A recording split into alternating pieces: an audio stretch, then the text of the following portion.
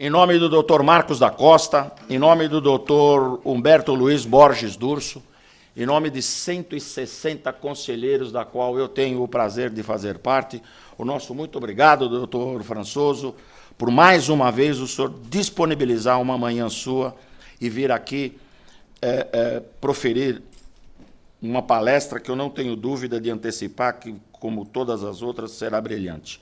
A Ordem agradece o seu empenho, a sua colaboração, que vara anos, não só aqui como na ESA, mas, neste exato momento, o doutor Marcos me incumbiu de dar um fraternal abraço e que o Criador continue protegendo o senhor, continue iluminando a sua mente, continue proporcionando para nós a sua presença. Reinaldo Françoso Cardoso, advogado criminalista, coordenador da Comissão de Direito e Prerrogativas, assessor da Terceira Câmara Recursal, ex-presidente do TED5, palestrante do Departamento de Cultura e Evento da OAB São Paulo, professor universitário, especialista em ciências criminais, metodologia de ensino superior. A casa é sua, a palestra é sua e nós viemos ouvi-lo. Muito obrigado. Manda bala. Nós vamos procurar trazer aos senhores teses defensivas no tribunal do júri, que é uma coisa difícil, porque depois que o promotor falou, depois que ele suportou a sua denúncia, depois que ele passou e sustentou tudo aquilo que o delegado ponderou, tudo aquilo que o delegado apresentou, lá no encerramento do inquérito policial, com a apresentação do seu relatório final, com base nisso, com base naquelas provas colhidas, que só Deus sabe como que essa prova foi colhida, de que forma que ela foi arrancada, de que forma que ela foi extorquida do réu, né? Aí vai o Ministério Público e oferece denúncia. Então começa aí a função do advogado, os senhores que estão iniciando na carreira, que tentam abraçar essa difícil missão que é no tribunal do júri, porque quando o réu é pronunciado, quando o nosso cliente vai para o plenário, nós estamos perdendo o jogo de 10-0. Marquem bem isso daí. O réu está perdendo o jogo de 10-0. Os senhores vão me questionar, por que 10-0? Então vamos lá, por que 10-0? 7 jurados. Quem são jurados? Pessoas leigas, uma infâmia que se diz, que se comenta, o jurado ele tem que ficar incomunicável. Balela, conversa fiada, mentira. Mentira. O jurado não fica incomunicável, ele fica isolado aqueles dias, aquelas horas, aquele momento que está lá sentado. Mas o Marcelo Rezende já falou do crime, o Datena já julgou, já condenou e já matou. Não é? Nós temos aí o pessoal da mídia. Então eu tenho 7 jurados que eu ligo a televisão, liguei a televisão, está lá o Marcelo Rezende, corta para mim, volta para mim, põe na tela. Está lá o Datena falando, matando, executando. Está aquele outro cidadão que o Marcelo deita e rola, que é nosso colega, jornalista de primeira linha, fica lá na televisão, que faz o bendito do Percival. Uma cultura, uma pessoa extraordinária, se submete, mas é o dinheiro, é o vil metal, não é? Então nós temos tudo isso, o jurado ouviu tudo isso, a revista Veja publicou, a Isto É, todo mundo falou, escreveu, jornal.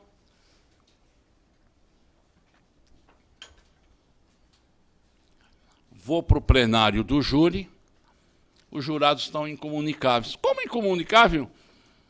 Você ficou 1 ano, 8 meses, 6 meses, a Globo, tem até Globo Repórter sobre o tema, Richthofen, todo mundo falou, apareceu, né, para não dizer outros tantos aí. Outro dia um aluno me perguntava, por que tanto alarido com a Richthofen, com o outro Rui Rugai, e aquele Gil Rugai, não sei, tudo bandido de elite, 5 estrelas, Fernandinho Beiramar, que saiu na capa da Veja. Qual a diferença? A diferença que a mídia elegeu um cidadão para dar ibope, para vender jornal, né, para dar dinheiro, mas aquele cidadão que aparece, toda essa mídia, e aquele desgraçado pobre que mora na favela, que falam que é comunidade, mas continua sendo favela, lá na Paraisópolis, agora está um pouco elevado, porque tem uma novela aí, uma televisão, que eu amo, Paraisópolis, né? Então, no Grajaú, Parque Fernanda, Cidade de Tiradentes, qualquer periferia, é tudo igual. Não tem diferença.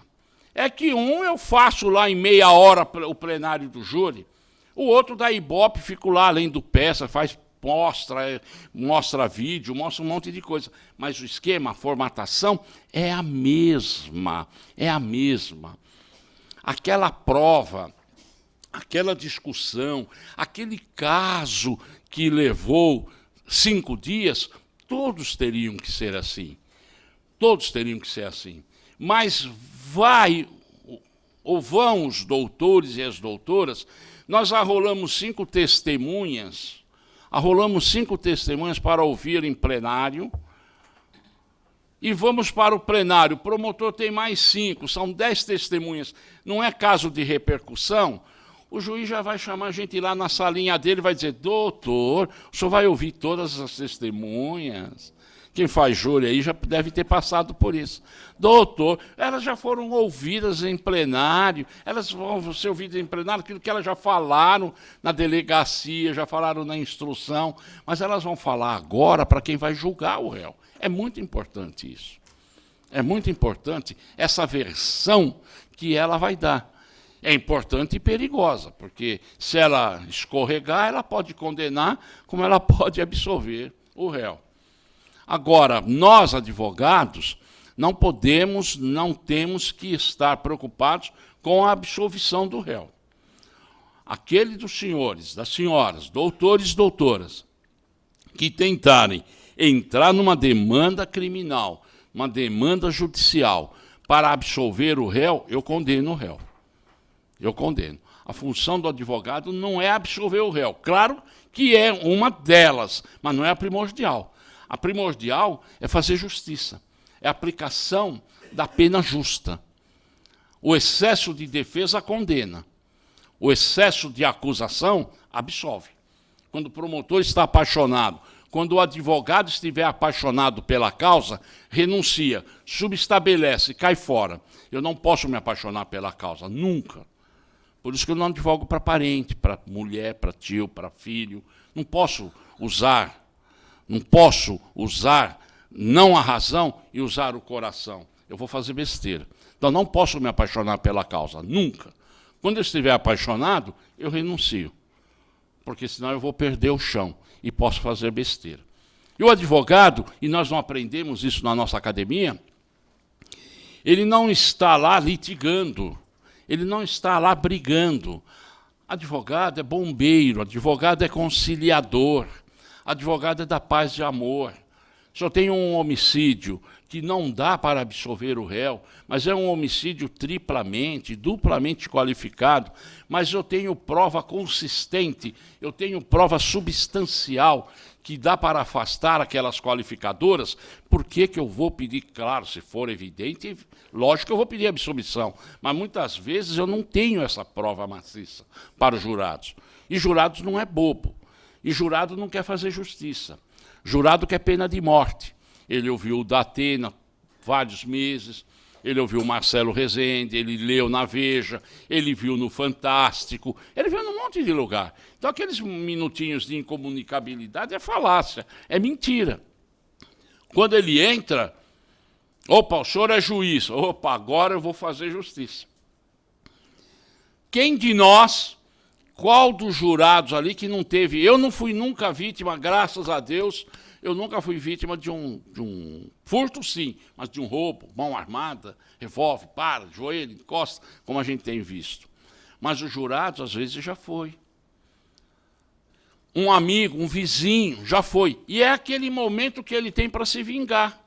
É aquele momento que ele tem para se vingar. Roubo, furto, estelionato, isso qualquer um, o camarada é habitual. Homicídio? Não, um médico pode praticar um homicídio. Um engenheiro pode praticar um homicídio.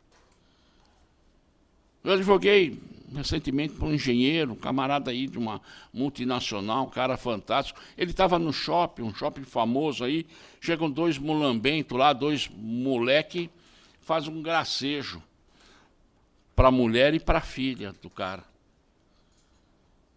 Falaram lá e passaram a mão em umas partes não convidativas. Ele estava atrás. Ele nem conversou com o moleque, ele pegou e deu um soco na cara do menino. Ele pegou e deu um soco na cara do menino. O menino caiu, bateu com a cabeça lá numa vitrine, lá num troço que estava lá no shopping, fraturou o crânio, depois de uns 4, 5 dias veio a óbito, morreu. O promotor já queria prisão preventiva. O cara trabalha numa multinacional, é engenheiro, nunca teve nada. Um cidadão com 60 anos de idade. Mas aqui a nossa cultura é essa, o cara morreu, vira santo. Não é isso? O cara morreu, vira santo. Ele bate na mulher, um pudim de pinga, sem vergonha, bate na mulher, ele morre, ela está chorando em cima do caixão. Ah, ele era tão bom para mim. Ora, mas você só vivia apanhando dele, mas estava ruim com ele, até perto, está pior sem ele, doutor. Está pior sem ele, o que eu vou fazer agora, minha filha? Então aqui morreu, vira santo.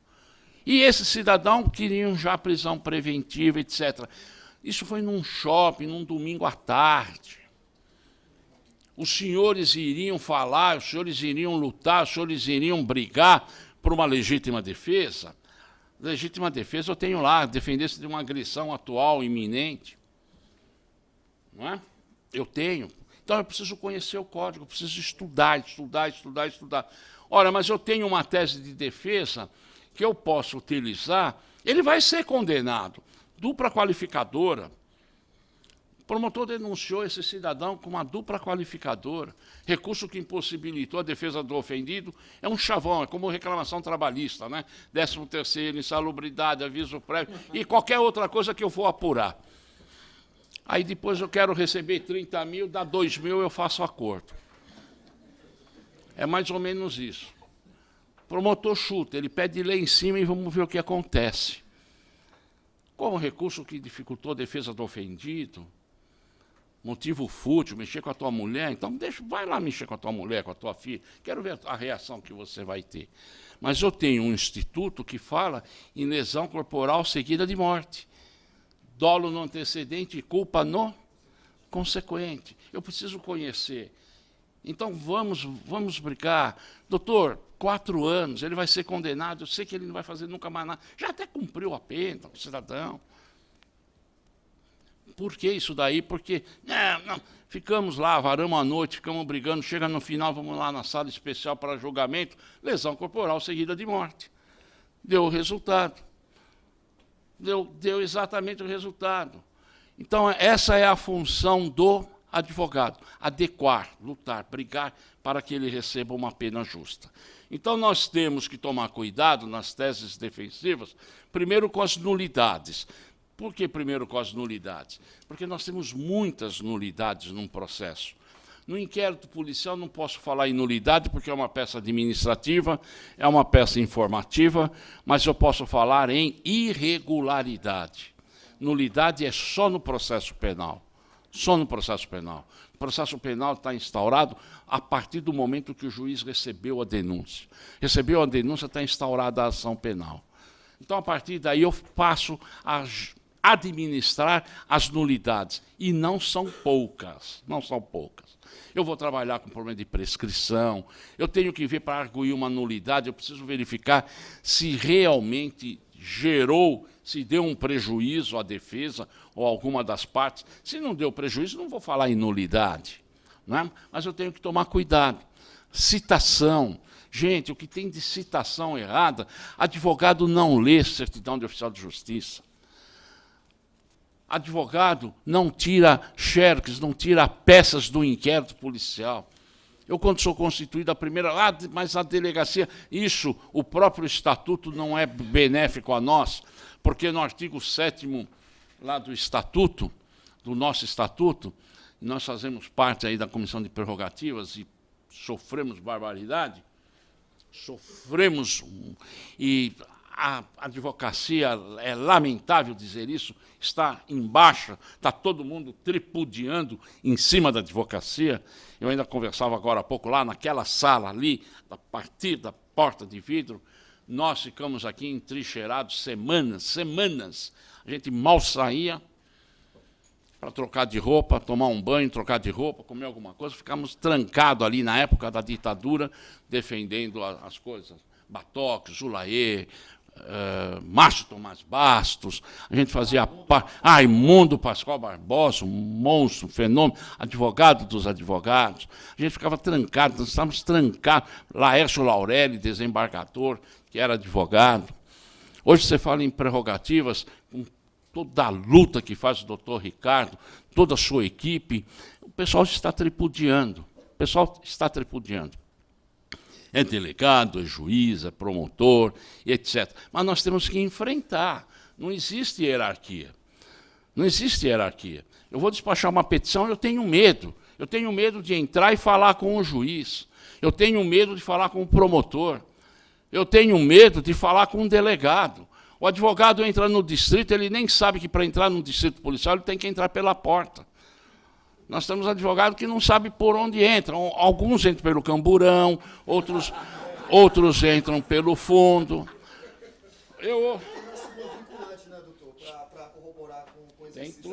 Tem isso daí. Outro dia me chamam no distrito policial. François, você está aonde? Por quê? Você é minha mulher, que você quer saber? Não, cara, tem um advogado que está preso do teu lado aí, na 11ª. Corre lá. Eu vou lá para a 11ª, meu escritório é lá em Santo Amaro. Vou lá para... Mas esse delegado é gente muito fina, como que o cara está preso? Não pode ser. Aí vou conversar com o nosso distinto, ilustre Calzito. Brilhante, cultura fenomenal, um shopping center jurídico. Aí eu entro para conversar com um cidadão, ele lá no cantinho. Ô, doutor, tudo bem e tal? O que aconteceu? Vem aqui, o delegado, vem aqui. Doutor, não sei o que eu vou fazer, rapaz, eu não tenho que mexer aqui. Por quê? Pô, ele vem com o cliente para um Moitiva, vai acompanhar o cara no Moitiva, dá as carteiras, tá? Se apresentou, puxamos o DVC do cara, tem um mandado de prisão contra o advogado. Mas do quê? Estupro? Homicídio? Como? Não, doutor, pensão alimentícia. Pensão alimentícia. E eu puxei, agora você se identifica, eu não tenho como soltar esse cara, senão fico eu aqui. O cara está preso. Aí eu vou lá conversar com o nosso causídico, lá, o shopping center jurídico. O Deus do direito. Você é amigo do delegado, já vi. Calma, cara. Por que eu estou preso? Falei, você tem filho? Tenho. Eu falei, você tem uma linda mulher, uma mulher que te adora? Vai me dizer. Falei, está dito, mandado de prisão, você recolhe e vai sair a vara de soltura. É pensão alimentícia. E o que eu vou fazer agora? Não, você paga? Você paga, você tem que pagar. O que você vai fazer? Nada, eu não vou pagar pensão para você. Paga você paga. Pois aí liga para um, liga para o outro, falou para a família, correu para aqui, ali, fez um carnaval danado, aí arrumaram lá eu ainda tive que fazer, prerrogativas, ainda tive que correr atrás de dinheiro, passar o chapéu lá para ver se arrumava o bendito dinheiro para o cara, aí fizeram lá o depósito, aí no dia seguinte, aí conversei com o delegado, segura o cara aí, porque não, vou segurar, imagina o doutor. Soltaram, o camarada saiu, e o cliente do doutor dizia, doutor, vem, vamos embora, você não vai. Não, você vai, mas ele vai ficar, ele está preso. Como? Foi um espanto, ele acho que até perdeu o cliente, foi um espanto para o cliente, ele sair da 11ª e o doutor ficar preso. E o doutor ficou preso por causa de Parece brincadeira, né? Parece brincadeira. Aí eu liguei para cá e falei, pô, vocês me dão cada uma que é brincadeira. Então nós temos essas teses, tudo isso, voltando lá para o nosso tema que é o júri, o que eu preciso? Preciso tomar cuidado com as irregularidades do inquérito e principalmente com a citação. Citação é nulidade absoluta em ação penal, nulidade absoluta. Nulidade absoluta, vício na citação, e é o que mais eu tenho no processo penal, o que eu mais tenho é vício na citação. Por que é vício na citação? Hoje tem uma bendita de uma central de mandado, né? Tenho lá uma central, a gente de primeiro conversava com o oficial, hoje você não conversa mais porque está lá na central, e ele vai um dia, vai outro, foi, ou sinal ele certifica, não encontrei a rua. Ele não encontrou, réu? Ele não encontrou a rua. Não achei a rua. Ah, fui na rua tal, subi, desci, virei, capotei, não achei o número. Numeração toda contraditória. Não achei o número. Dou o réu como lugar incerto e não sabido. Citação por edital. Revelia 366 do CPP, suspende o processo, decreta preventiva. Gente, eu tenho que ler, eu preciso ler, mas espera um pouquinho. Ali na delegacia tem um endereço, ele foi localizado. Como que o oficial não achou? O oficial de justiça não achou, porque o oficial de justiça, às vezes ele é aposentado, ele ganha muito pouco, ou não precisa ser oficial de justiça, ele é oficial, concursado, mas ele tem muito mandado, então ele dá para um bandeirinha. Bandeirinha é um cara aposentado que ganha lá 20, 30 reais para cumprir o mandado, e ele vai lá e se faz, às vezes, de oficial de justiça. Mas como? Tem de monte isso. Tem de monte. Como tem de monte desembargador que só conhece o processo na hora que está lendo o voto. É o assessor que dá o voto. Ele só conhece o processo na hora que ele está lendo lá, na nossa plenária. Ou é mentira? Ou é mentira? Eu dei aula para um cidadão que ele nunca passou em processo penal, sempre ficava para exame, sempre ficava em DP, sempre tinha lá um problema, metido, arrogante, bonitinho, ensaboadinho, cheirosinho, um estelionatário. Hoje ele é assessor, nunca passou em processo penal. Hoje ele é assessor de um desembargador. Mas como que ele conseguiu mudar assim da noite para o dia? Não sei, ele é padrinho, eu não tenho padrinho, estou pagão, aí estou realizando meus textos para me purificar. O que é que eu vou fazer? E é isso que acontece. Então nós, advogados, precisamos estar unidos. Toda a categoria é unida, toda. Policial, eu não consigo processar policial. Médico, eu não consigo ajuizar uma ação contra médico, dentista, engenheiro. Eles são unidos. A única categoria, a única classe que não é unida é a nossa. Essa aqui, advogado. O camarada entra no meu escritório... É verdade. E o advogado... eu não vou falar mentira para vocês, juro por Deus. Falo para minha mulher, mas para vocês, não.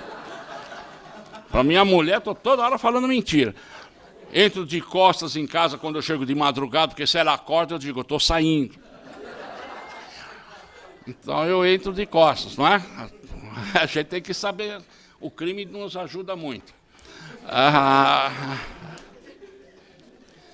Então nós temos que ter essa vivência. A advocacia é a profissão do homem só. Tem 4 advogados que viram a minha ofensa, que viram a minha agressão. A hora que eu vou pedir, não, eu não vi, eu tenho um compromisso, não dá. A hora que ele falou, eu espirrei, eu atendi o celular, eu estava no WhatsApp, não vi, não sei. Nós, imagina, o quê? Ele, nossa, não conseguiu revogar a prisão preventiva? Me dá o teu carro aí que amanhã o seu filho está na rua.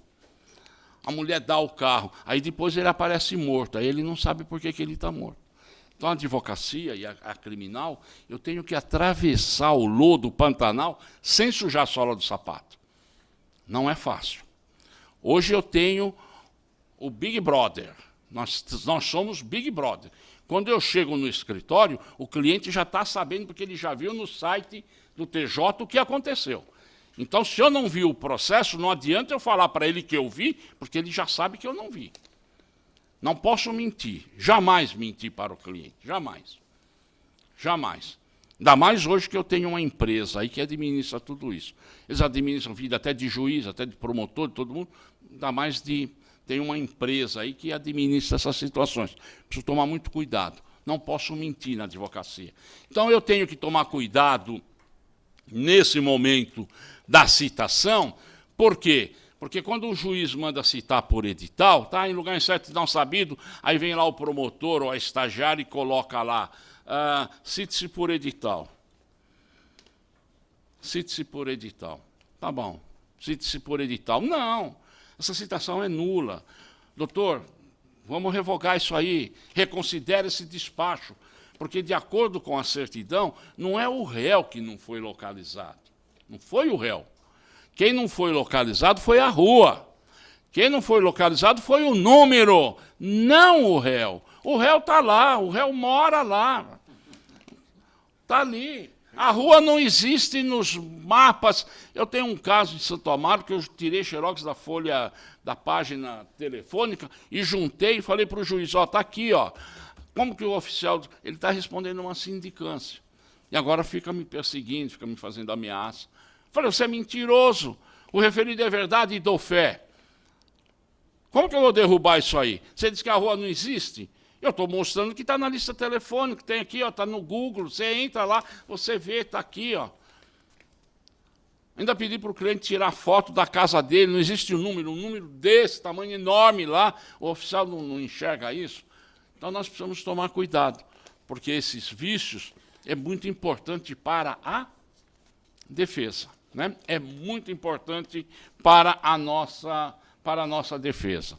Dentre esses problemas de nulidade, por falta de citação, por ausência do advogado no interrogatório, nós temos muitas situações que antecedem um pouco essas teses de absolvição que geram essas nulidades e que o advogado acaba não passando batido. Sentença de pronúncia é mera declaratória. O juiz, na sentença de pronúncia, no tribunal do júri, ele não pode entrar no mérito, ele não pode afirmar foi o réu que praticou o crime. E o que nós temos aí de sentença de pronúncia nula, o advogado passa batido. O que eu tenho de sentença no rito ordinário, nula, sentença suicida, porque não é o juiz que dá a sentença, é o estagiário. É o estagiário, todo juiz hoje tem um estagiário. Um cara que ele corta o cabelo, ele arrepia o cabelo, passa banha no cabelo, põe uma gravata lá e chega lá todo metido, que se ele sair num dia de chuva, ele morre afogado, porque a água entra no nariz dele, nariz empinado lá em cima. O que você quer? Qual é o assunto? Não é da sua conta.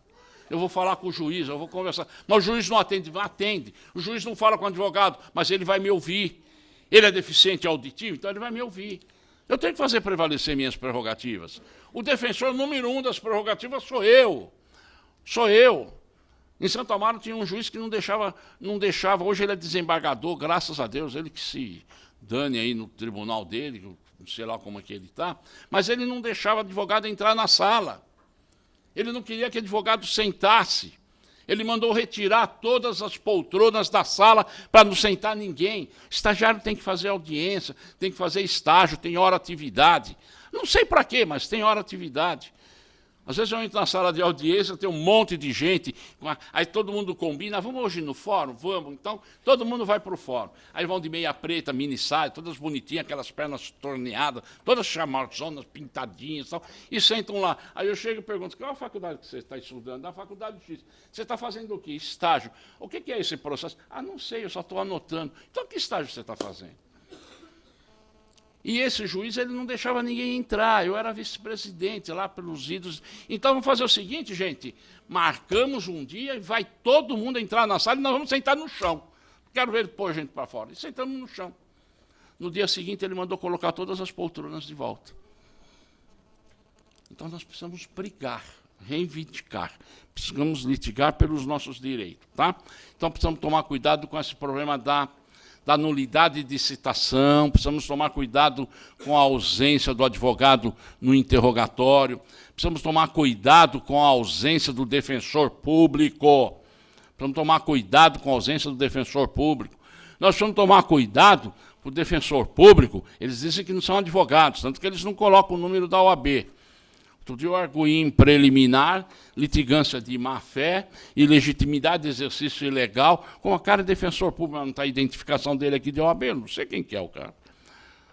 Aí o juiz chamou a doutora lá e ela pegou e colocou, eu sou defensora pública. Eu sei que você, eu quero saber se é advogado ou não.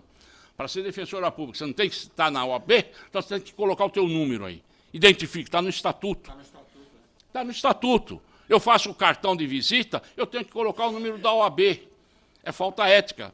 Não adianta só colocar lá advogado, está no estatuto, eu tenho que me identificar. Eu tenho que me identificar. No meu cartão, no meu impresso, tem que estar lá o número da minha OAB, eu preciso saber com quem eu estou falando. Está no estatuto, é falta ética. Então eu preciso tomar essas cautelas. E o juiz dizia, afoito, correndo, doutora, perguntas. A menina quase caiu da cadeira, ela não podia fazer pergunta porque ela era estagiária. Aí a escrevente falou, doutora, ela é estagiária, a doutora não está aí. Eu falei, doutora, então pode anular tudo isso aqui, eu estou indo embora, marca uma nova data. Não vou assinar nada, está nula, essa audiência está nula. Mas ela é estagiária, doutor, leia o estatuto. Estagiário, o próprio nome diz, estagiário, ela tem que estar acompanhada por um advogado. Ela não pode estar na audiência sem a presença. Ela está aprendendo. Mas o senhor vai fazer isso? Já está feito, excelência. Até logo, passe bem. Depois de uma semana, recebi uma nova, anulando e recebi uma nova designação, audiência para outubro agora. No despacho dele, requisite-se a presença de uma defensora pública. Está no despacho dele. Está certo isso? Então nós temos que ter esse cuidado. Porque se eu assino aquilo que está irregular, eu convalidei o ato. Eu convalidei o ato. Eu convalidei. Aí eu não posso depois reclamar. Os senhores já foram numa audiência na Barra Funda, o maior templo da criminalidade na América Latina, né? Maior fórum, tirando Brasília, é lá na Barra Funda. O que nós vamos acontecer? O que a gente vê toda hora lá? Vamos fazer o reconhecimento. Já viram isso? Vamos fazer o reconhecimento. Espera um pouquinho, leia o código. Por que eu vou refazer o reconhecimento? Onde está escrito que eu tenho que fazer 2, 3 reconhecimentos? Onde está escrito isso? Eu fiz o reconhecimento, ninguém impugnou, ele é válido. Não tenho que mudar, mas lá na Barra Funda eu tenho que mudar. Aí vai o juiz, vai o promotor, vai a escrevente e vai o doutor causídico de 1,99. Ele vai junto. Vai contando piada, vai dando risada, vai sambando, vai dando piruleta, vai falando com a escrevente. Né? Que advogado tem essas coisas, né? De ser meio... Vai lá fazendo. Vamos fazer o reconhecimento? Vamos. O que diz o reconhecimento? Eu preciso ter pessoas semelhantes, se possível. Será que na Barra Funda não é possível eu encontrar 2, 3, 4 pessoas semelhantes? Aí vamos lá fazer. Aí a testemunha fica com medo, está olhando, aí vem lá o promotor e diz, não, pode, põe o nariz aí, nós estamos enxergando, mas ele não está enxergando, não. Foi ele aí, não foi? E está lá o advogado com o carão dele, está lá olhando, fazendo um reconhecimento todo irregular. Eles estão um pouco mais magros. Não, mas foi ele, não foi ele. Aí ele está com o cabelo curto. Aqui ele está com um novo look, ele mudou. Ele foi no Jassa. Outro dia eu falei para o promotor, ele foi no Jassa. Ele furou a fila do Silvio Santos, ele foi lá no Jassa. Ele fez unha, fez massagem, ele sabia que ele tinha audiência, então ele se alterou. Aliás, excelência, onde estão os outros? Que outros? Eu não tenho como. Tem sim. A senhora tem como pegar. É só bater no vidro que vai vir um monte de preso aqui. Coloque mais 2 ou 3. Eles não colocam. Eu viro as costas e vou embora. Eu não assino o ato. E quando vou para a sala de audiência, eu faço constar, excelência, pela ordem. Esse reconhecimento não está nulo, eu tenho o súmula. Então a senhora faça o que a senhora quiser fazer. Já até sei, a senhora vai indeferir, mas deixa aí. Deixa que eu já tenho lá na frente, miseravelmente, um recurso extraordinário para o Supremo apreciar. Isso está irregular, não está cumprindo o que a lei determina. Quem é que impugnou esse reconhecimento? Alguém duvidou do reconhecimento? Não, ninguém reconhece, ninguém questionou. Então, para que fazer outro reconhecimento? E por que colocar uma pessoa só para fazer o reconhecimento? Isso acontece com a gente toda hora. Toda hora. Toda hora. Eu não vou citar o nome, porque é um desembargador que está na ativa aí. O autor do crime era um japonês. E puseram os 4 investigadores, e ele tampou o juiz, ele era juiz naquela época, e ele tampou um nome dos todos ali. O autor era um japonês. Aqui nessa foto, estão 4 pessoas. O réu e outras pessoas. A senhora pode, por favor, me indicar quem foi o autor do crime que praticou contra a senhora? Toma cuidado, hein? Não vai apontar a pessoa errada, o juiz, hoje desembargador. Me aponta aí, quem é? Ela pegou e apontou. Quem que ela apontou? O japa? Não, ela apontou um investigador. O juiz quase caiu da cadeira. Mas a senhora tem certeza? Tenho absoluta. Foi esse aqui. Ele pegou o revólver, ele fez isso, tal. Uns 4 meses, 2... Tempo depois, esse cidadão foi exonerado porque ele era assaltante. Ele era investigador e era bandido. E quem estava sendo acusado? Um japonês. Então, esses reconhecimentos, nós precisamos tomar cuidado. Mas, voltando lá para a nossa Barra Funda, os senhores, amanhã ou hoje, que forem participar de um reconhecimento e não cumprir a lei, não assinem. Eu não posso assinar. Porque se eu assinar, se eu ficar ali naquela sala secreta, crucial, tudo escuro, eu convalidei o ato. Se eu assinei, eu justifiquei, eu não tenho como alegar. Ok? Eu não tenho como alegar. Então, vamos tomar cuidado. E isso aí é nulidade. Eu também preciso saber quando a nulidade é absoluta e quando a nulidade é relativa. Se ela for absoluta, por técnica de defesa absoluta, eu deixo para arguir lá no tribunal, em grau de recurso, porque ela não prescreve, não vai decair. Agora, se for relativa, eu preciso tomar cuidado, porque se eu deixar passar a minha primeira oportunidade de falar, eu perco o direito da arguição. Tenho que tomar cuidado. Uma outra tese que nós temos, e eu acho que é a mais difícil, é a negativa de autoria, tese de defesa também. É a negativa de autoria. Né? É uma tese, tem aí falta de citação, né? E nós temos aí a negativa de autoria. Ó.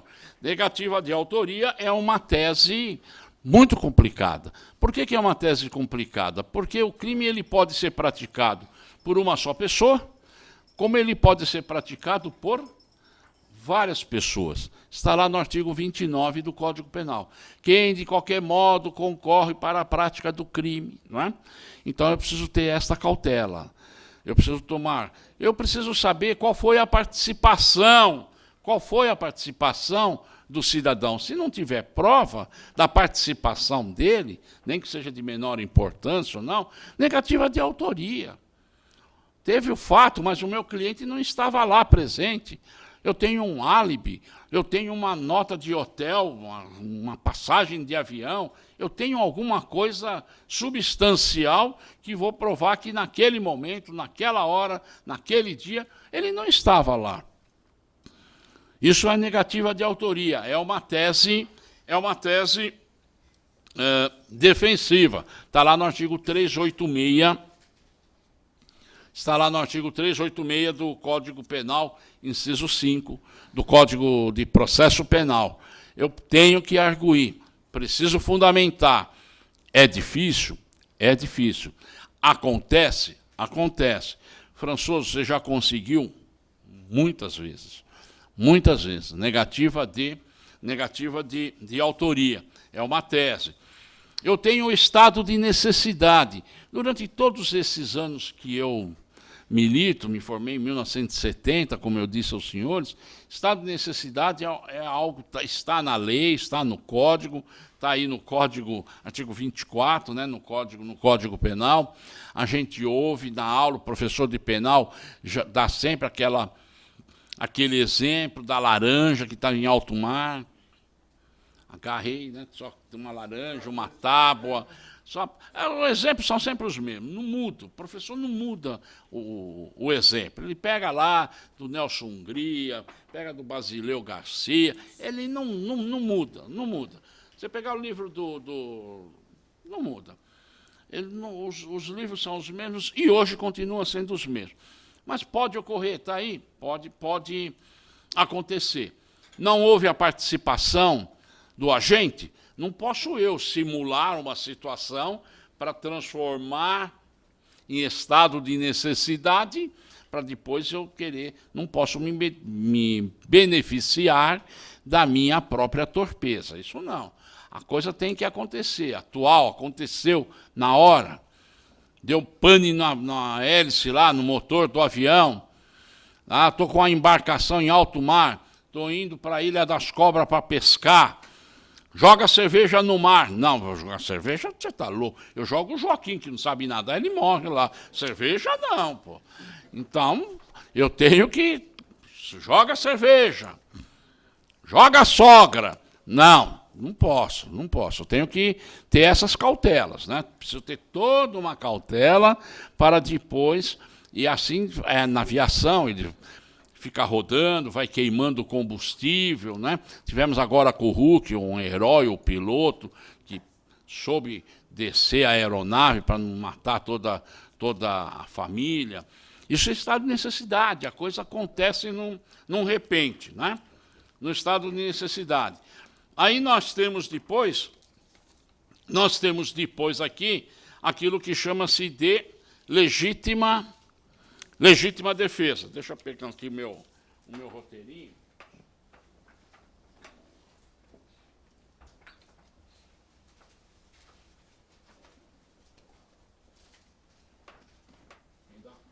Quem dá palestra a primeira vez, eu peguei o roteirinho, meu esqueminha aqui pela metade.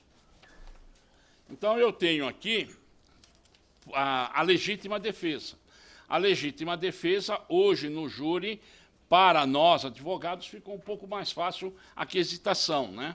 Porque antigamente era aquele monte de perguntas, de quesitos, e às vezes a gente perdia a legítima defesa na última...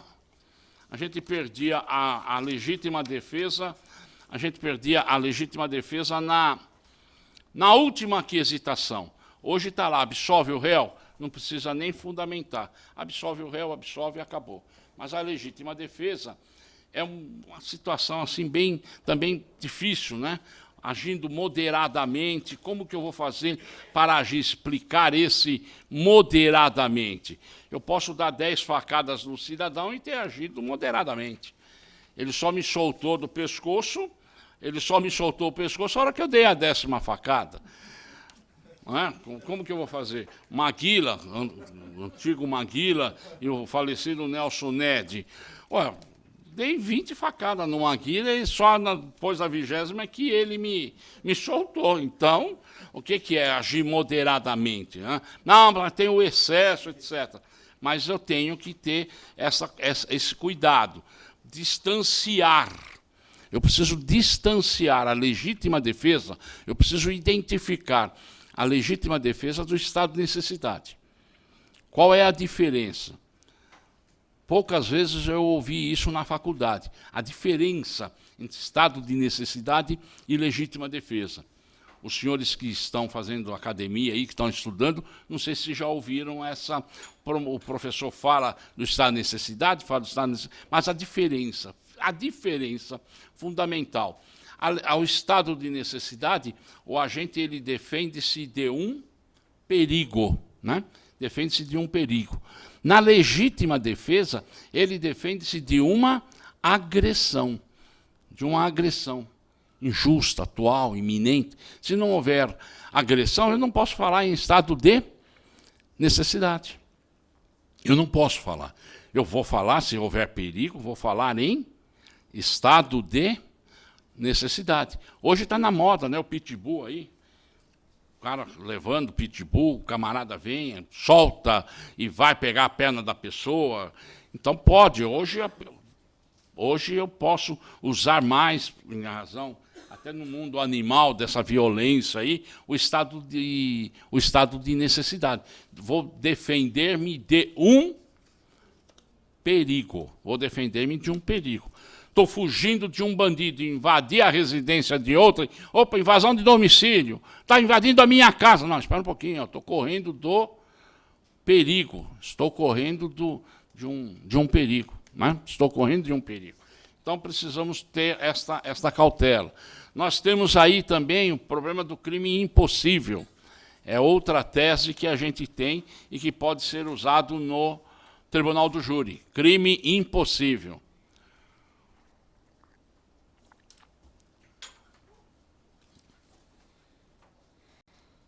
Estado de necessidade. Crime impossível. Eu tenho o crime impossível por duas situações. Ineficácia absoluta do meio e absoluta impropriedade do objeto. Né? Absoluta impropriedade do objeto. Ineficácia absoluta do meio. Nós precisamos estar atentos, porque nessa situação de crime impossível, o cidadão está com a arma, ele vai atirar em alguém, e isso o promotor usa muito contra a gente. Eu digo contra a gente porque ele está usando contra o réu, usando contra o réu, está usando contra mim, contra o advogado. E eu tenho que amar o réu. Eu tenho que amar o pecador e odiar o pecado, dizia Santo Agostinho. Eu tenho que ir preso com o pecador, eu vou preso com o pecador. A sociedade, você está defendendo o bandido. Não estou defendendo o bandido. É direito dele, é um direito que nós temos, todo cidadão tem. Amanhã vem esse mesmo cidadão que nos atacou, vem ele à nossa procura, porque o filho foi preso porque... Você está vendo? Castigo hoje não vem mais a cavalo. Ele vem pela internet hoje. Hoje o castigo ele é imediato. Olha no Zap aí que você vai verificar. Ainda isso... O castigo é multimídia. Não, isso aconteceu agora, recentemente. Nossa, mas nós somos uma família evangélica e tal. Ah, não põe Deus no meio e tal. Vai ler a vida desses caras aí para depois você... Eu procuro Deus pela dor ou pelo amor. Então veja lá, não quero saber. Você é evangélico, mas o teu filho é um capeta. Está preso, está acabado. Você sabia que dentro do teu quarto, ali, no armário, tinha droga? Não, mas não é possível. É possível. E tanto que o cara está preso até hoje no CDP. Falei, é melhor, ótimo. Ele não estava aplicando o evangelho aqui, não é a palavra do Senhor, ele vai aplicar lá no CDP. Ele vai servir pelo menos para alguma coisa lá. Então a gente não conhece o ser humano, a gente não tem. Então nós precisamos ter este contato. Crime de droga... o juiz só pode prolatar uma sentença no crime de entorpecente após o laudo toxicológico. Aquele laudo de constatação é somente para ele fazer o flagrante, para a autoridade policial lavrar o flagrante. Ah, é maconha, tem a THC, tá tudo bem. Aí no exame toxicológico é que ele vai apurar se aquela droga era operante ou não. Muitas vezes aquela droga está misturada com esterco, está misturada com mato, né? É velha. Perdeu a oportunidade, perdeu o setor operativo. Não vai causar dependência física. Se não causa dependência física, é crime impossível. Está aí no laudo. Está no laudo. Então, Permita fazer uma colocação? Isso. Bem lembrado, senhor Divino. Crime de mídia também, né? Crime de mídia também. No fim, acabou. Então, nós precisamos ler. Hoje, muitas faculdades não têm mais medicina legal. Não tem mais medicina legal, não tem direito romano, não tem mais nada. Faculdade não tem mais nada. Faculdade não tem mais nada. Só tem professor bonitinho, o cara que dá nota, né, que quer ser paraninfo e bonitinho, que vai no churra, que é amigo da galera, que é amigo do fundão, e que vou lá no Oba-Oba, vou lá na Vila Madalena, vamos para o sambão e tal, e acabou, não é mais nada. A vantagem da faculdade hoje é que um alcoólatra anônimo passa a ser um alcoólatra conhecido, né? Ele recebe e diplomado. Ele recebe 2 certificados, lá do quiosque da pinga e o quiosque da faculdade. Né? E querem acabar com o exame da ordem. Mas, então, a nossa situação do crime impossível é isso aí. Eu preciso saber, eu preciso ler o laudo. Eu preciso ler e reler a denúncia, que é a peça vestibular. Quem é civilista lê a petição inicial várias vezes. Não é? Não é isso aí? Várias vezes. Com vários marca-textos. Opa, espera um pouquinho aqui, descobri isso. A denúncia é a mesma coisa. Eu tenho que ler várias vezes. Eu preciso verificar se aquilo que está na denúncia é o que está no inquérito. Eu preciso verificar se aquilo que está na denúncia tem suporte legal. Eu tenho que tirar cópia. O delegado não deixa porque o estatuto não é favorável. O nosso estatuto nos traiu. O estatuto diz que lá na delegacia eu só posso examinar, não posso tirar xerox, né, uma foto, vou lá com o celular, vou com não sei o quê. Tem delegado que deixa, tem delegado que não deixa, mas o DIPO deixa. Então eu mando estagiário, vou lá na Climesp, se é flagrante, no dia seguinte a Climesp tem lá a cópia do flagrante para nós. Eu vou lá no DIPO, faço carga rápida, junto procuração, eu tenho acesso, eu preciso ter cópia para poder saber, entabular, ver. Nós estamos vendo aí nesses grandes casos aí, vou lá, não vou falar nada porque eu não sei o que está no inquérito, né? Cerceando a defesa do advogado, do acusado. Hoje, delação premiada virou uma forma adversa de decretar prisão preventiva. Decreto de prisão preventiva, você confessa. Tem que ser o inverso, né? Mas hoje está na moda isso daí. Hoje está na moda. Então nós precisamos ter cuidado. Eu preciso saber que num laudo de perícia, eu tenho a primeira fase, eu tenho a segunda, e eu tenho a terceira, que é a conclusiva, que é o que interessa para nós. Eu preciso saber do que morreu o cara no exame necroscópico. Dei 5 tiros do camarada. Então, ele morreu com 5 tiros. Ele morreu com 5 tiros. Vem um exame necroscópico e diz que o cara morreu através de um instrumento, através de um ferimento pérfuro cortante. Mas 5 tiros, pérfuro cortante é faca. Como que eu vou condenar alguém que o laudo está controverso? De que forma? Eu vou arguir? Não vai arguir nada, cara. Calma. Advogado tem que ter calma, tem que ser paciente, tolerante. O advogado tem que ser tolerante. Você vai arguir em plenário, cara. Você vai arguir agora, ele vai mandar exumar o corpo e fazer um outro exame. Lá em plenário que você vai verificar e vamos brigar. Eu preciso ser tolerante. O laudo está em conflito com aquilo que está no processo.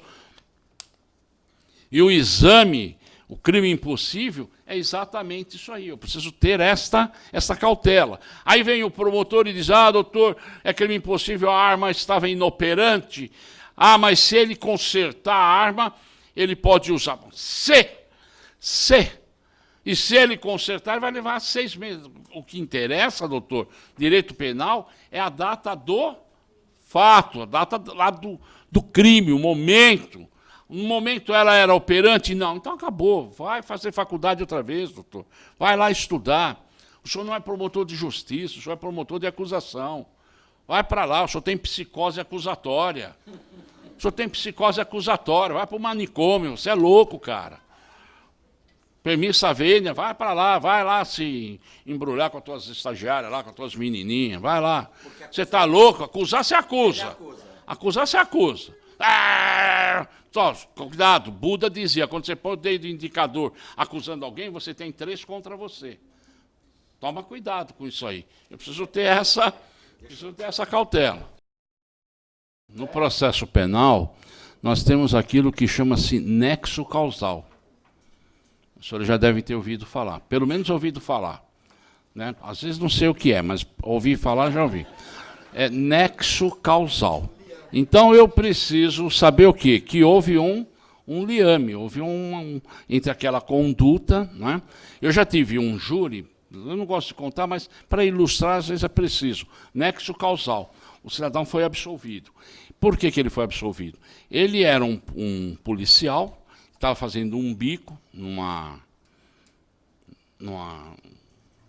danceteria, num local lá na Zona Sul, saiu uma briga, saiu lá um tumulto, ele era o segurança, o pessoal foi para cima dele, e ele deu 2 tiros para o alto, e aí depois um outro camarada veio para cima dele, ele pegou e deu um tiro na perna do camarada. Na perna. Ele poderia ter dado na cara, na cabeça, ele era policial, atirador de elite e tal. O cidadão caiu. No que ele caiu, ele foi reconhecido como traficante da região. E a população matou o camarada a pedrada, a paulada, a chute, pontapé, esfacelaram a cabeça dele. Causa-mortes, causa-morte. Traumatismo craniano por instrumento contundente. Causa-mortes. Está lá no laudo. Causa-mortes. Nem fala, nem toca no tiro que o policial teria dado. Mas quem foi que deu o tiro? Quem foi reconhecido naquele tumulto, né? Naquela muvuca, peguei esse vai pagar por todo mundo. Pegaram o cidadão. E ele respondeu por um homicídio. E ele foi absolvido por quê? Ele foi absolvido porque a causa-morte não tinha um nexo causal. Causa-morte lá do perito, naquela época ainda, como no seu caso, 2 peritos, e eles foram lá textuais. Instrumento, traumatismo craniano através de instrumento contundente. Então ele não morreu por causa do tiro, ele morreu por causa de uma outra situação, um nexo causal. E o cidadão acabou sendo absolvido, né? Negativa de autoria. Negativa de autoria. Tá? Nós temos agora um caso muito interessante, que é tese, e que ninguém usa, são raros os advogados que usam, e muitas vezes, e 80% das vezes, eu fiz esse teste, que eu costumo fazer com os alunos, um tour turístico, tour no fórum. Eu pego um grupinho e vamos lá para o fórum. Você sabe o que é DIPO? Não, eu ouvi falar. Você sabe o que é distribuidor? Você sabe como distribui uma ação? Você sabe no civil, trabalhista e no crime. Sabe como funciona? Então nós corremos, nós fazemos essa visitação. Nós vamos lá na carceragem, onde está o Zoinho, onde está o Zé Capeta. Vai lá, PM, abre aí, deixa essa gurizada entrar aí e ver. Então vamos lá embaixo, lá na Barra Funda, vamos conhecer lá, não quando ele sobe, mas lá na carceragem, ainda lá embaixo, perto da água das minhocas lá do rio, que está flutuando lá embaixo. Né? A mazela da vida. Nós vamos lá, leva para conhecer, para ver isso daí. O novo advogado só ouve falar. Plantão de prerrogativas é mais consulta de novo advogado do que propriamente de prerrogativas. Porque ele ouve falar, vamos recolher custas, recolher diligência, mas ele nunca viu uma guia na mão, ele não sabe como faz. Ele não tem ideia disso. Então, isso é muito importante. E o que eu estou falando é referente a desistência voluntária. Eu disse para o pessoal, vamos no tribunal do júri, vamos pegar casos de tentativa. Homicídio não, tentativa. E vamos verificar se realmente aquela denúncia de tentativa de homicídio é uma tentativa ou vocês poderiam enquadrar numa outra situação. Vamos tentar fazer isso? 80% não é tentativa de homicídio. É caso de desistência voluntária, não é para estar no júri, é caso de lesão corporal. E o advogado não percebe isso. Ele responde, ele faz acordo com o promotor no plenário, o cara é condenado por tentativa e não é tentativa. Espera, eu ouvi direito? Você faz acordo com o promotor? Tribunal do júri, fazer acordo com o promotor? Sim, faz acordo com o promotor. 11 horas, quando eu tenho júri, 11 horas eu já estou no fórum. Eu estou lá recepcionando todos os jurados. Olha, eu sou o defensor, boa tarde. Que Jesus abençoe vocês. Que vocês tenham um bom julgamento. Para ele saber, para ele ver a minha cara. Ele está cansado de ver a cara do juiz. Toda semana, uma vez por mês, cada 15 dias, ele está lá, ele conhece o promotor. Ele não me conhece. E advogado é antipático. Então vamos receber os jurados, vamos conversar, vamos falar, vamos brincar. Isso é importante, quebrar aquele gelo do que eu já entrar e vamos montar o conselho de sentença. E vamos lá, João, não pode ser juiz quem é ascendente, descendente, pai, amante. Ah, não, amante pode. Filho, tarará. Não, aquela coisa sóbria, aquela roupa preta. Entra cedo, recebe lá os jurados, vamos conversar. O juiz ele já entra, ele chega em cima da hora, não conversa, não quer saber nada. Vamos conversar com o promotor. Antigamente a gente tinha uma técnica, né? Quem é antigo, ô doutor, o senhor vai sustentar o libelo? Hoje não tem mais libelo, então vai sustentar o quê? Doutor, o senhor vai manter aí a sua acusação? Por quê? O que você quer? Opa, ele já quer um acordo. Eu quero o quê? Eu quero que você tire as qualificadoras. Eu quero uma violenta emoção. Vamos fazer uma violenta? Uma violenta não dá. Ah, mas por que não dá? Ah, não dá, pô, o cara fez. Não, tira uma qualificadora. Não, tirar uma não. Ou tirar tudo ou não tirar nada. Que tirar uma não é acordo. O cara vai pegar 14 anos. Não vou tirar nada. Não. Ou é homicídio simples? Não. Mas não foi tentativa. Vamos conversar. A gente já começa a conversar no júri, antes do júri, lá na sala, ali no corredor, gente. É um acordo que vai se fazer com o Ministério Público. Agora, os senhores não digam isso para os professores. Se tem estagiário aqui, que ele vai falar que quem está aqui falando é um louco. Mas ele faz a mesma coisa lá, ou pior, tá? Na sala é tudo mentira. Na sala ninguém perde ação. Eu nunca perdi uma ação, nunca perdi um júri na faculdade. Nunca perdi. Perdi um monte. Mas na faculdade todo mundo conta papo, todo mundo conta vantagem. Peguei um caso de 30 milhões. 30 milhões. Eu vou passar feriado no Canadá. Aí eu encontro o cara na Praia Grande. Pô, você não disse que ia para o Canadá? Porra, mentiroso, cara. Você falou que você ia para o Canadá e eu vejo você comendo salsicha no palito na Praia Grande. É, mas lá eu tenho que dizer, né, pô? Você acha que eu vou... Não é? Vou falar que eu vou na Praia Grande para os alunos? Não. Então, tem essas coisas, tem esses cacos de aula, né, que o aluno não sabe. O aluno não sabe disso. Então, precisa saber. Aquele cara que está falando, ele deve ir para o banco, ele deve pensão alimentícia, é um ser normal. Só que eles são arrogantes. Então, na desistência voluntária, muitas vezes eu tenho lesão corporal e desistência voluntária. Por que desistência voluntária? Porque ele deu início, iter criminis. Iter, presta atenção. Eu estou cansado de pegar a prova que escreve inter. Inter está errada a questão. Por causa de um N? Por causa de um N. Por causa de um N. Você tem que aprender agora aqui falar. Ah, porque é um homicídio privilegiado. Não é privilegiado, está errado, é pri. Ah, mas lá eu falo pré, então você fala pré que eu continuo pondo errado. É privilegiado, aprenda a falar. Você não sabe, vamos aí, leia aí, vamos discutir legítima. Você não sabe ler. Legítima defesa própria ou de outrem. O trem é de outrem, cara. Que outrem? Leia direito, pô. A gente nem lê, o camarada consegue. O trem, não tem o trem. O trem é nem tem mais o trem. Né? Então, nós temos que tomar essa cautela. Desistência voluntária está no artigo 15. Desistência voluntária, eu tenho aqui no artigo 15, a desistência voluntária e o arrependimento eficaz. Cuidado, está no artigo 15, né? Mas são coisas distintas. São coisas distintas. A desistência voluntária, o iter criminis percorrido, iter criminis.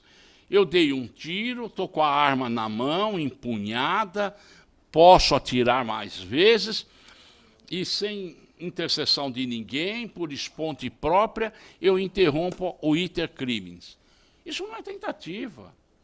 Isso não é tentativa. Eu pulo o muro de uma casa para praticar um furto, qualificado. Aí eu entro dentro da casa, vejo lá 2 senhorzinhos com 90 anos, doente, cadeira de roda. Pô, esses caras estão pior do que eu, mano. Viram as costas e vão embora. Não mexi, não fiz nada, absolutamente nada. Como eu tenho furto de uso, subtraí o carro, rodei, devolvo o carro para a vítima. Não é crime, é fato atípico. Porque no Código Penal, o Código Penal, ele não fala de furto de uso. Para ser furto, está lá subtrair para si ou para outrem. Subtrair é tirar. Eu tenho que tirar. Roubo, mediante violência emoção, mediante grave ameaça, violência à pessoa. Subtrair, eu tenho que tirar. Se a pessoa me vê com um revólver e me entrega o carro, não é roubo, não é furto. Está lá no outro artigo mais adiante, extorsão. Ah, mas é a mesma coisa. Não, não é a mesma coisa. Se fosse a mesma coisa, o legislador não teria diferenciado. A pena é a mesma, não tem importância. Mas na progressão de pena vai dar diferença isso daí. Então, a desistência voluntária é isso daí. Muitas vezes eu tenho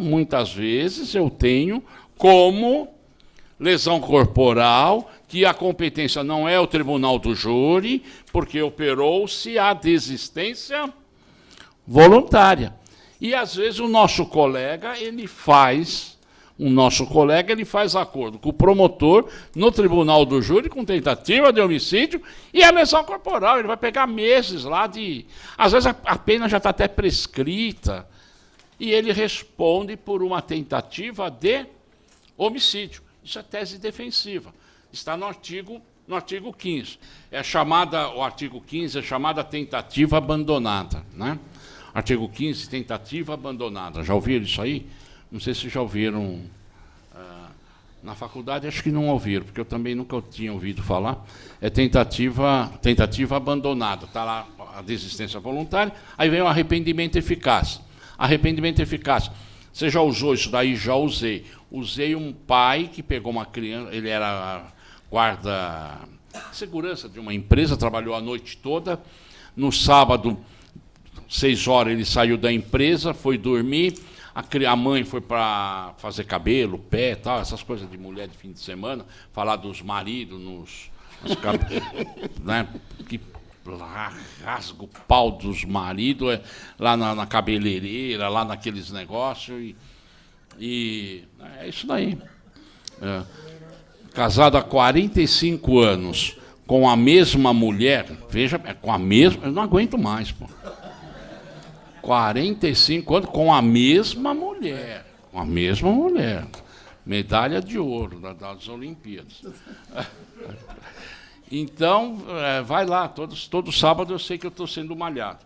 Aí, tentativa abandonada. O que o cara fez? A mulher foi para a cabeleireira, a criança começou a chorar, criança de 2 meses, 3 meses. Começou a chorar, ele fica quieto, estou dormindo, quieto. Deu 5 minutos no camarada, um negão muito forte, segurança.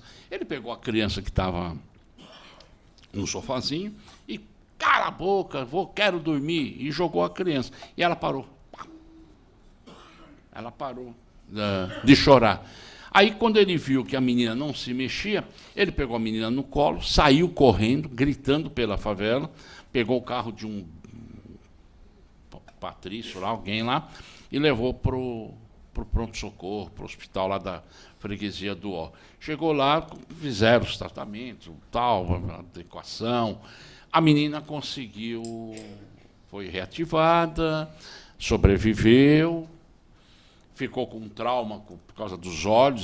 Quando ele jogou, ela deu um problema de queda, ela ficou meio estrábica, ficou com esse defeito. Mas ele respondeu por tentativa de homicídio. Tentativa de homicídio. O juiz era lá o fórum era lá na Afonso Celso, era um juiz de direito. E esse juiz de direito hoje é desembargador, e arrependimento eficaz. Ele leu, ele viu, chamou do lado, pegou e falou: Françoso, vai para o arrependimento? Eu falei, não tem outra tese, excelência. Ele falou, estou com você. Eu falei, ótimo, se o promotor vier encarquerar, ele vai dar uma... Né? E o irmão dele e a mulher são advogados, uma criatura garantista, um cara sensacional, tem vários livros, ele é desembargador. Eu falei, não tem outra tese, doutor, não tenho. Ele correu, ele pegou, não deixou ninguém mexer, ele saiu correndo. Arrependimento, eficaz, tentativa abandonada. E os jurados, graças a Deus, acolheram. A menininha está... E nos tornamos hoje, fiz isso dativamente, e nos tornamos amigos. A menina está com probleminha, o Jorge já está mocinha e tal, mas está viva. Então, é tese defensiva. É tese defensiva. Está no artigo 15. Está no artigo 15. Para nós, advogados, o Código Penal, ele, na verdade, o Código Penal, ele é dividido em 3 etapas. Eu tenho a lei de introdução, que é a etapa 1. Não sei se alguém já leu a lei de introdução, dificilmente alguém lê a lei de introdução, mas a lei de introdução ao Código Penal é uma obra fantástica, filosófica, maravilhosa. Quem não leu, sugiro que leia, em vez de ficar assistindo essas novelas da Globo, esses escárnios da sociedade, sexo explícito, etc. Leia a lei de introdução, ao Código Penal. Aí depois eu tenho a parte geral, que é a parte não incriminadora, e eu tenho do 121 para frente, que é a parte incriminadora. O que interessa para nós, advogados? A lei de introdução e, principalmente, a parte geral. Isso eu preciso saber. Preciso saber de ponta cabeça, porque é aí que estão as teses defensivas. Artigo 15, ó, que eu estou falando, falei da legítima defesa, falei do estado de necessidade, não é? Estão todas as teses, elas estão elencadas na parte geral. Isso que interessa a nós, advogados, né? É isso que interessa. Depois da desistência voluntária e do arrependimento, nós vamos encontrar o quê? Qual é a outra tese que nós vamos encontrar? Nós vamos encontrar o arrependimento posterior. Né? Vamos encontrar o arrependimento posterior. Arrependimento posterior vem no artigo 16. O arrependimento posterior vem no artigo 16. Imediatamente o subsequente, só que aqui no arrependimento posterior eu tenho que tomar uma cautela. Eu tenho que tomar uma cautela porque para eu elencar, para eu apresentar como tese de arrependimento posterior, a própria lei me restringe. A própria lei me dá um parâmetro, um cuidado. Espera um pouquinho. O que é esse cuidado? O que é esse parâmetro? O que a lei me segura? O crime tem que ter sido praticado sem violência ou grave ameaça à pessoa. Sem violência e sem grave ameaça à pessoa. O que é dizer? Roubo cabe? Roubo não cabe. Eu não posso ter arrependimento posterior. Eu não posso pegar um 38ão, mão para a cabeça, deita no chão, mão para a cabeça, não olha para mim que eu te arrebento os miolos, não olha para mim. É diferente do outro lado da televisão que diz, volta para mim. Esse é, não olha para mim, deita no chão. Aí depois que pegou o carro, pegou dinheiro, pegou tudo, olha, desculpa, louvado seja Jesus, estou te devolvendo. Não, isso não é, não posso falar em arrependimento posterior. A lei já diz isso aí. E para que haja o arrependimento posterior, eu tenho que é uma particularidade, porque tudo que a gente fala em processo penal, a gente diz lá até o oferecimento da denúncia, até o oferecimento da denúncia. Aqui é diferente. Já pode ter sido oferecida a denúncia, mas o legislador coloca até o recebimento. Então, o que vale dizer? Enquanto o juiz não receber a denúncia, enquanto ele não receber a denúncia, eu posso correr e praticar o arrependimento posterior, desde que não haja violência e que não haja grave ameaça, ok? Eu estou dando, está dando para vocês, ou estou falando muito rápido, tem alguma observação, tá bom? Porque aí depois a gente vai abrir para os senhores fazerem algumas perguntinhas. Agora nós vamos aqui, ó, teses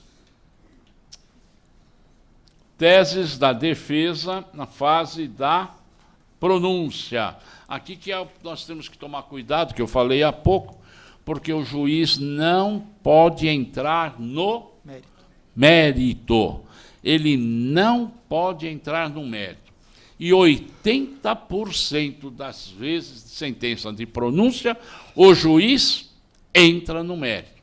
Então, nós temos que reze, não vai mudar, nós temos que, quem atua no júri, advogado militante no tribunal do júri, dificilmente entra com recurso em sentido estrito, raramente entra com recurso em sentido estrito, justifica-se. Nós temos a vaidade, nós temos a nossa vaidade pessoal, então eu vou entrar com recurso em sentido estrito, eu tenho prazo de 5 dias para entrar com o reze. Eu sou intimado, eu vou entrar com recurso em sentido estrito, que é o juízo da retratação. Eu vou pedir para o juiz se retratar aquilo que ele acabou de prolatar. O que ele vai dizer? Ele vai receber o reze, porque é tempestivo, vai abrir para o MP apresentar contrarrazões, e ele vai dizer o quê? Ainda que pese o alto saber jurídico, o ilustre causídico, ele dá lá uma lambida lá na gente, e vai dizer, mas eu mantenho a decisão. Ele não muda, ele não vai mudar a decisão. Nunca vi. Se eu falar para vocês que eu, durante todo esse tempo, um juiz, tenha mudado a sua sentença de pronúncia por causa do reze, é mentira. Eu nunca vi um juiz mudar. Aí o que ele faz? Ele encaminha o reze para o TJ. Ele encaminha o reze para o TJ, Tribunal de Justiça. Aí vai para o doutor desembargador vai receber, o doutor desembargador vai passar para o seu assessor já tem o voto lá montadinho. Eu, antes de advogar, eu fui escrevente durante 12 anos, então os senhores poderão dizer, como que esse cara fala e sabe e comenta isso? Porque antes de eu advogar, eu fui escrevente. E era a máquina Hamilton, não era nem a máquina elétrica. Era a máquina Hamilton, Olivetti. Aquelas pretinhas. Tem muita gente que não sabe o que é máquina Olivetti, porque só está na era do computador, do notebook, do laptop, do pau, não sei lá das quantas. Era uma máquina dura, Hamilton. Aí veio a máquina elétrica. Então, eu era escrevente na máquina Hamilton, Olivetti. E quando o juiz chegava na vara, ele procurava o chefe, que é o diretor, que é aquela cópia de ministro. Todo diretor de fórum parece um ministro do Supremo Tribunal Federal. Ele está lá sentado, todo arrogante. É como o chefe dos escrivães em delegacia. Parece um ministro do Supremo Tribunal Federal. Gravata, um revólver, uma Magnum aqui, uma calibre 12 aqui no peito. Ele é o chefe dos escrivães. Pois lá, um anel vermelho no dedo, porque hoje todo policial é bacharel em direito. Aquela pedra de rubi é vermelha porque está com vergonha de estar no dedo daquele cara. Mas tem um monte de coisas do gênero. Então, eu era escrevente. Aí a escrevente, a diretora, dizia, olha, mudou o juiz. Ah, que bom, que legal, mudou. Qual é o entendimento dele agora em caso de roubo? É negar geral. Ele vai dar um modelinho para nós, nega tudo. Hoje é F1. Hoje tem escrevente aí, tem cartorário que dá sentença. E um desembargador, e agora mais recente, um juiz falou, vocês lutaram tanto, advogados, agora que a gente não faz nada mesmo. Porque eu nem leio processo, eu leio. Eu dou a minha senha, é assinatura eletrônica. Falei, doutor, não fala isso, é feio. Ah, não fala essa coisa. Ah, é eletrônico. Agora eu já dou as minhas coordenadas. Eu, naquela época, já fazia isso. Já dava sentença com a Hamilton, só que ele pelo menos assinava. Hoje ele não assina. Por isso que quando muda diretor, juiz, delegado, ele leva a cupinchada dele. Porque ele tem confiança, ele acredita naquele pessoal que ele está trabalhando. Né? Então nós temos que tomar cuidado na sentença de pronúncia, porque muitas vezes é o assessor que vai dar, como eu falei há pouco. O desembargador só vai tomar conhecimento lá naquele momento, naquela hora que ele tá lendo. Então eu preciso tomar cuidado, e o advogado que milita no júri, dificilmente ele entra com pedido, com reza, a não ser casos excepcionais. Por quê? Porque para o desembargador manter ou mudar a decisão, que raramente muda, o juiz sempre tem razão, o assessor dele, quando deu o voto e ele ratifica, ele assina, sai um acórdão. Sai um acórdão. E para ele dizer que o réu tem que ser processado com homicídio duplamente qualificado, ele vai dizer no acórdão por quê. Ou não? Os senhores já viram acórdão de reze, de tribunal? Ele vai dizer, não, a prova é essa, a testemunha disse, aconteceu, é verdade, está correta a sentença de pronúncia, é nos rigores da... O que vai fazer o promotor na plenária? O que vai fazer o promotor na plenária? Vai usar aquilo lá. Os senhores são pessoas leigas, etc. Olha, aqueles homens de 50 anos de judicatura que vivem o direito, que comem, jantam, almoçam, já disseram que foi esse homem aí o autor. Vocês vão dizer o contrário. Eu já vi promotor que tirou xerox 7 cópias de um acórdão e pediu para a juíza para mostrar o acórdão para os jurados. Eu já vi isso daí. E quem era o defensor? Era eu. Tive que acender vela só para a vítima e para o réu também. O que eu vou fazer aqui? Você vai falar o quê? Então, a gente não entra com no impetro rese, não entra com o rese. Não entrando com o rese, eu tenho força de argumentação.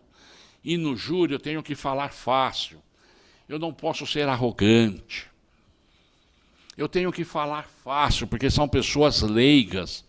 No tribunal do júri, não adianta eu levar carnelute, não adianta eu levar a sua, calamandrei, não adianta, porque eu não estou fazendo uma sustentação oral diante de desembargadores. Eu estou falando com pessoas do povo, eu estou falando com pessoas que lêem a bibliografia de Edir Macedo. Eu estou falando com pessoas que lêem o livro Pão Nosso de Chico Xavier. Eu estou vendo gente que lê a revista Caras. Eu tenho que falar a língua do povo. Eu não posso falar com arrogância, porque eu vou ser antipático para aquele pessoal ignorante que está lá me avaliando. Eu tenho que ser simples, porque, sabe, Calamandrei dizia... Quem é Calamandrei? Quem que é esse cara? O Guerreiro era do Corinthians, agora está no Flamengo. Mas e o Calamandrei? Quem é esse cara? Não adianta, eu estou perdendo voto lá, estou perdendo, eu tenho que dizer, ó, foi assim, foi assim, foi assim. Eles estavam tomando pinga, e o camarada mandou ele para... Isso é violenta emoção, porque ele atingiu... Eu tenho que falar o popular. Eu tenho que falar o popular. Mas você falou de Chico Xavier. Chico Xavier, Pontos e Contos. Antes de fazer júri, eu sempre leio esse livro. Sempre tive sorte de pegar um caso. Agora mesmo peguei uma menininha aí que praticou um crime e um caso que Chico Xavier, Pontos e Contos, narrou. Era a vida da menina que estava no júri. A menina foi absolvida. Era a vida da menina, é o povo, é o particular. É a revista do dia a dia. É a mídia, a Bíblia, qualquer coisa. Eu tenho que falar tudo, é o popular. É o popular. É o popular. Mas você falou do Edir Macedo, você leu a Bíblia, você leu o livro do Edir Macedo, é a vida desse homem. Esse cara é um bandido, é um cafajeste, é um traficante. Edir Macedo também foi, hoje ele é dono, ele é Deus. Tá no livro, ele que narra a vida dele. Senhores, então os senhores não estão aqui para julgar o homem. Tudo é válido, tudo é válido. Eu tenho que levar tudo. É a vida, é o dia a dia. Então, com isso, eu não posso mexer. Eu não posso falar isso nas minhas alegações de reze. Mas eu posso levar essa situação fática para os jurados, que são pessoas leigas. Que 5 horas atrás eu recepcionei lá. A senhora vai jurada? Hoje, muito prazer, eu sou o Reinaldo Françoso. Nós vamos trabalhar, olha, que Deus ilumine a senhora, amém, amém, amém, ótimo, amém, amém, Jesus, amém. Não sou antipático, eu não chego em cima da hora correndo, abrindo pasta, vestindo beca, correndo o corredor com a beca aberta. Quando eu vejo um advogado correndo do estacionamento, com a beca já posta, e andando no corredor da Barra Funda, transpirando, fedendo. Pega aquelas becas da CASP lá, toda fedida. E vai correndo. E aquele rabão que nem pavão esticando lá atrás. Coitado do réu. Não, coitado do réu. Ele esquece do réu, esquece. Esquece. Não, eu quero falar com o réu. Mas você vai... Vou falar com o réu. Vou lá na salinha, converso com o réu, sento do lado do réu. Eu defendi outro dia um aidético, estado terminal, estava lá com soro e tal, sentava, punha a mão na cabeça dele, falava com ele, sentava, mexia. Tinha lá uma senhorinha que eu chegava perto, ela ia se afastando. Falei, olha, gente, AIDS só se pega pelo sangue e pelo esperma. Passar a mão na pessoa que está em estado terminal é dádiva, é perdão, é carinho, é amor. Não vou contaminar, ele não está me contaminando. E vocês vão julgar esse cidadão que já está julgado com a pena de morte. Não sei se foi isso ou não, ou se erraram. O cara foi absolvido. Ele tinha praticado um crime dentro da penitenciária, dentro da cadeia. E aí? Aí veio o policial e falou, doutor, mas o senhor não conhecia? Eu falei, não, eu fui nomeado agora. Fui nomeado aí pela Defensoria para fazer o plenário. Mas o senhor teve uma tática.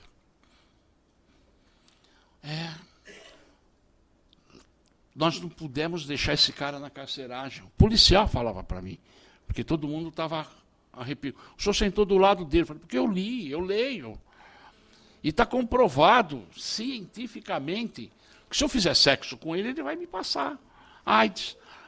Mas se eu der a mão para ele, eu não faço amor por telepatia. Quem faz é a Rita Lee. A Rita Lee é que faz. Eu não faço amor por telepatia. O senhor foi...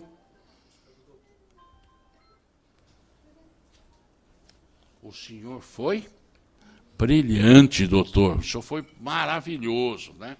Então, vamos lá nas teses de pronúncia, né? Teses de pronúncia. Veio a sentença de pronúncia. Ele está bloqueado, por isso que ele não... Está lá no artigo 415. Tá? A absolvição sumária está no artigo 415 do Código de Processo Penal. A absolvição sumária, lá no Tribunal do Júri, pode ocorrer. Eu encerrei a primeira fase, que é a fase de cognição, aquela primeira fase que não é decisão de mérito, e o juiz, então, ele pode, ao prolatar a sentença de pronúncia, em vez de pronunciar, ele pode impronunciar, ele pode desclassificar. Hoje, com o novo código, ele pode absolver sumariamente, né? Ele pode absolver sumariamente. Então, nós podemos trabalhar nessa tese, nessa situação. A absolvição sumária, eu vou argumentar aonde? Nos meus memoriais, se o juiz permitir, ou se não, em alegações finais, se o juiz não não permitiu. O juiz, não, o senhor tem que falar. Então, eu preciso tomar cuidado, porque hoje tem juiz que está dando prazo para apresentar os memoriais e tem juiz que não está dando prazo. Então, vem aí a importância, repito, de quando eu for lá na delegacia, que eu estou sendo, lá na delegacia, estou sendo contratado, fui no DIPO, xeroquei o processo todo, vou para a audiência, vou com cópia do processo, a testemunha falou, vou ver o que ela falou lá no inquérito, o que o policial falou, e vou verificando, para ver se houve contradição, se não houve, não é? Agora, eu preciso tomar cuidado para também saber, perspicácia no perguntar. Ah, excelência, aqui as folhas tal, o promotor faz muito isso, o juiz faz, porque eles estão apurando, eles querem a acusação. Se há contraditório, quando eu na prova, nas minhas teses defensivas, eu não conseguir convencer o juiz, para absolver o meu cliente, eu não preciso convencer o juiz. Gente, olha, faculdade, alunos, eu não preciso convencer o juiz. Não. Mas então vou fazer o quê? Deixar o juiz na dúvida. Porque o juiz na dúvida, indúbio pro réu. Eu deixo o juiz na dúvida, não me dá para fazer uma absolvição? Não dá, ótimo, tá bom, não tenho prova, mas eu vou lançar uma semente para deixar o juiz na dúvida. Na dúvida ele vai absolver o réu. Na dúvida ele vai absolver. Então, nas alegações finais, lá está lá o cidadão, eu destaco isso aí. Vou destacar isso, porque aí eu não vou mais eu não tenho mais como mexer na prova. Mas vai lá um cidadão, vai depor, ele diz, não, eu dei o tiro, sou testemunha presencial, tal, o cara pegou o revólver. Que marca era o revólver? Ô, advogado de 1,99, que resolve, que interessa a marca do revólver? Se é Rossi, se é... Ah, era branco ou preto? O que interessa isso aí? O que interessa? O que vai mudar isso daí? Ah, mas lá na polícia, o senhor disse isto. Agora aqui, o senhor está falando isto. É contraditório. Qual que é a verdade? O senhor pode esclarecer? Isso aí é pergunta de promotor. Isso aí é pergunta de juiz.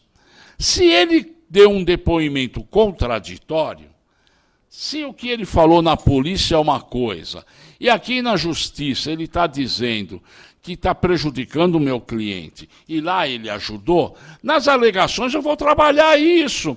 Eu vou deixar o juiz na dúvida. Doutor, qual que é a verdade? O senhor vai decidir. Porque se eu chamo a atenção, o que vai acontecer? Ah, não, doutor, é verdade, agora eu se me lembrei. Eu se me lembrei, no dia chovia. Ele vai falar um monte de besteira para remendar aquilo lá. Ele vai falar um monte. Eu sou o último a falar. Se ele disse lá na polícia aquilo, ajudou o réu, aqui ele está contradizendo, então espera um pouquinho. Lá, ele falou no crepitar do crime. Lá, ele falou sem a ingerência do povão lá da Paraisópolis. Lá, ele falou sem a ingerência da sociedade. Lá, ele falou porque ele foi chamado e acabou de acontecer. Ele falou. Aqui em juízo, ele está falando depois de 5 anos. A mente mudou, ele ouviu, ele foi coagido, ele foi pressionado. Doutor, excelência, o senhor vai dar um juízo de valor. Qual é o depoimento que vale mais aqui? Quando ele falou, quando o fato aconteceu, ou depois de 5 anos? Jogam a dúvida na mão dele. Não vou pedir para o cara esclarecer o que foi que aconteceu. Eu tenho que estar atento, eu preciso conhecer o processo. Quando eu tenho audiência, ou quando eu tenho júri, nem se fala, mas quando eu tenho uma audiência, eu não vou para o escritório. Pô, você está rico? Não, eu tenho que pagar aluguel amanhã, tenho que pagar o condomínio, estou sem dinheiro, estou falando aqui. Não é isso daí. É que eu tenho responsabilidade e tenho uma vida atrás de mim. Tenho um cidadão origem. É um cidadão que a sociedade, o Estado corrupto, o Estado venal, safado, sem vergonha, que os bandidos de colarinho branco são julgados de uma forma e aquele cara que está atrás de mim, com a mesma lei, o mesmo crime, é julgado de outra forma. Então ele precisa ter o mesmo valor. E quando eu recebi a minha carteira vermelha, eu disse e fiz o juramento aqui nesta casa, neste prédio, em 1970, nesta sala, que eu ia defender para os fracos, para os pobres, para os fortes, da mesma forma, do mesmo jeito, do mesmo carinho. Se não for para fazer isso, outro dia um juiz dizia para mim, ô Françoso, você é dativo, então você não me nomeia. E você hoje tem que me nomear porque eu sou indicado pela defensoria. Se você não quer que eu defenda, você chama esse pessoal da defensoria que eles não fazem nada e ganham um puta dinheirão. Com raríssimas e honrosas exceções. A gente entra em sala de audiência, a gente vê, tem que chamar, vê se ele quer defender. Veja se é doutor. Como é doutor? É dever de ofício, é dever dele. Ele é funcionário público, ele é servidor. Eu fui escrevente, eu era servidor. Hoje você não tem mais um escrevente, você não tem um servidor da justiça que auxilie alguém. Ninguém mais coloca uma azeitona na sua empada. Ninguém põe. Põe um caroço para você quebrar o dente. Mas a azeitona não põe.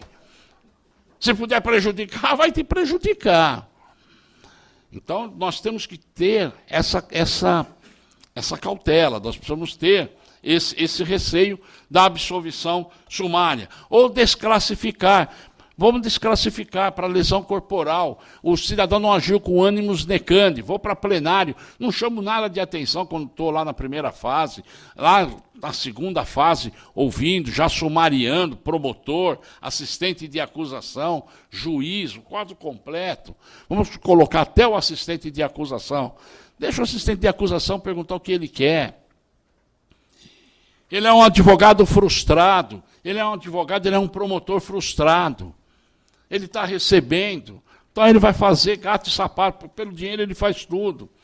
Eu estou lá como dativo, vocês são dativos, vocês sabem o que a gente passa, o que a gente recebe.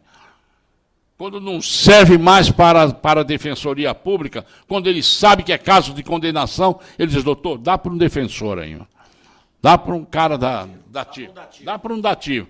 Quando é coisa boa para aumentar o índice dele de produtividade, ele vai e faz. Quando é caso ruim, dá para um dativo, aí dá para o convênio. Dá para o convênio. E aí você tem que enfrentar todo mundo. Temos que enfrentar. Advogado é arrojado, é petulante, é corajoso. Tem que requerer, tem que pedir, tem que brigar. Não pode ter medo, não pode se curvar. Não pode ser advogado largatixa. Sabe o que é advogado largatixa? Vocês já viram advogado largatixa? Advogado zoológico, que só advoga para cara de jogo de bicho, banca de jogo de bicho, advogado zoológico. Papa defunto, está lá na porta do IML esperando a desgraça do pessoal, pegando lá o papa defunto. E tem um advogado largatixa, ele tem medo de despachar com o juiz, de entrar na sala, ele vem se arrastando pela parede. Advogado largatixa, não, tenho que entrar peito em pé, boa tarde. O senhor vai despachar? Boa tarde. O senhor quer despachar? Boa tarde, doutor. Boa tarde. Agora eu vou despachar. Seja educado, pô. Fala boa tarde. Mamãe e papai não ensinou isso? Fala, tem que cumprimentar. Esse é o verdadeiro advogado. Advogado não descansa nunca. Tem pura de aço. De manhã está na labuta, à noite ele não dorme, porque ele já está pensando no que vai fazer no dia seguinte. Eu não vou para o escritório porque eu tenho audiência. Não vou, porque pode chegar na hora lá no escritório, um flagrante, alguém pedir para você ir numa delegacia. Eu tenho audiência, eu vou dizer que eu não posso ir. Mas por quê? Esse cliente é mais importante do que eu? É mais importante do que o meu filho? Você perde o cliente. Você perde o cliente. Não dá para você ir numa delegacia e depois à tarde fazer audiência. Eu estou concentrado, estou focado. Eu tenho que estar em estado de júri. Eu tenho que estar compenetrado naquilo que eu vou fazer. Eu tenho que, à noite, ler aquele processo e tabular algumas perguntas. Não é ir lá como eu estou indo para a praia, como estou indo para as baladas lá da Vila Madalena. Vocês já viram na Barra Funda? O cara fica sentado lá, ainda mais se ele é professor, ele fica olhando para ver se passa alguma aluna lá para dizer... E com a beca, fedida, encardida e suja, que nem beca dele. Ele pega lá na CAASP lá. Oi. Aí chega no dia seguinte, ele não dá, ele vai ficar uma semana sem dar aula falando do que aconteceu. O mais importante no processo penal não é o juiz, porque a corregedoria manda um outro juiz se ele não puder ir. Não é o promotor, porque o promotor também pode ser substituído. Advogado também pode ser substituído.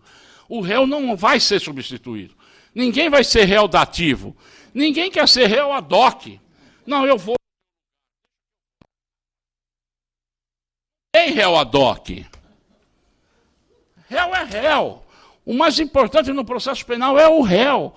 E ele está vendo em nós a laranja salvadora. A luz no fim do túnel. Muito, é isso aí, porque o Estado só dá porrada nele, a delegacia só deu porrada, não fala nada, o investigador mexe com a mulher, quer negociar a filha, e um mundo cão, uma outra sociedade. Ele só está focado no seu defensor. Então, eu tenho que dar essa dedicação a ele, essa garantia a ele. E eu vou pedir uma outra tese, que é a desclassificação. Se ele não agiu com ânimos necandi, que é o dolo, a vontade consciente de praticar o crime, eu desclassifico, tiro do tribunal do júri e passo para o juiz togado, para o juiz de direito. Tiro desclassifico, né? Homicídio doloso para um homicídio culposo, uma lesão corporal seguida de morte, negligência, imprudência, imperícia para o culposo, eu tiro, afasto. Não absolvi, crio a dúvida. Essa é a função do advogado, criar a dúvida. Não é litigar, não é brigar, não. Eu não tenho nada para fazer, nada, absolutamente nada, mas eu tenho prova, jurisprudência, prova de aumento, um monte de... Se eu não tenho nenhuma prova, o que eu posso fazer é afastar as qualificadoras. Eu tenho prova que eu consigo afastar as qualificadoras. Motivo fútil, a torpeza, vingança. Que vingança? Recurso que impossibilitou a defesa do ofendido, mas eu faço prova, vocês já estavam discutindo, vocês já estavam brigando, a gente sempre brigava, sempre batia a boca, a gente não se dava. Lá na comunidade havia desavença. Então, você tomou uma facada, não é recurso que impossibilitou, era previsível numa discussão. Então, eu consigo afastar as qualificadoras. Ele vai responder por um homicídio simples, 6 anos. Se já teve preso, é um regime semiaberto. Ele já vai pegar um regime semiaberto. É uma grande vantagem. Quem vai pegar 14 anos, 16, pega 6, opa! Né? É uma enorme vantagem. E nós temos aqui, para encerrarmos, nós temos as circunstâncias atenuantes ou judiciais, elas estão lá no artigo 59 do Código Penal, né? Elas estão no artigo 59 do Código Penal, são as circunstâncias, artigo 65 do Código Penal, circunstâncias judiciais, atenuantes ou judiciais. São aquelas que estão elencadas no 65. Lá na sala especial, o juiz vai dizer, vou ler aqui essas circunstâncias. Tá, menor, maior, arrependimento. Está lá, está elencado, focado. Não posso sair daquilo lá. É aquilo. O juiz não pode ir nem para cá, nem para lá. Está fixo. E eu tenho no tribunal do júri uma circunstância atenuante que não tem um advogado que use essa circunstância atenuante e que está no Código. Está no Código. Artigo 66. É o artigo 66 do Código Penal. Chama-se circunstâncias anômalas. Não se enquadra em nenhuma. Mas isso eu preciso explicar na minha fala. Eu preciso explicar. Doutores, vejam, senhores, se tem circunstâncias atenuantes. Está lá no 65, o juiz vai ler. Mas se não tiver nenhuma circunstância atenuante judicial, eu tenho no artigo 66, que chama-se circunstância anômala. Pedido de clemência. Eu quero votar, quero dar uma pena mínima para ele. Pedido de clemência. Eu tenho que explicar para os jurados, porque eles são leigos. Circunstâncias anômalas, doutores, está aí no Código, está na lei. É que ele teve, antes do crime, uma conduta impoluta. Ele distribuía sopa, ele dava chocolate, ele trabalhava num centro espírita e atendia os pobres, e depois, de repente, caiu para o mundo do crime. Mas ele já teve uma vida. Vamos dar uma chance. Agora, ele era um satanás. Depois do crime, ele se converteu. Depois do crime, ele encontrou Cristo, ele está com Cristo no coração. Ele é outro homem, é um homem novo, é um Messias. Hoje ele é pregador. Hoje ele trabalha lá na comunidade e tal. Então merece uma chance, merece um perdão. Mas posso fazer isso? Claro que eu posso. Mas por que ninguém faz? Porque não leem, não pesquisam, não estudam. Advogado tem que estudar, tem que ler. E tem que ler tudo, tudo.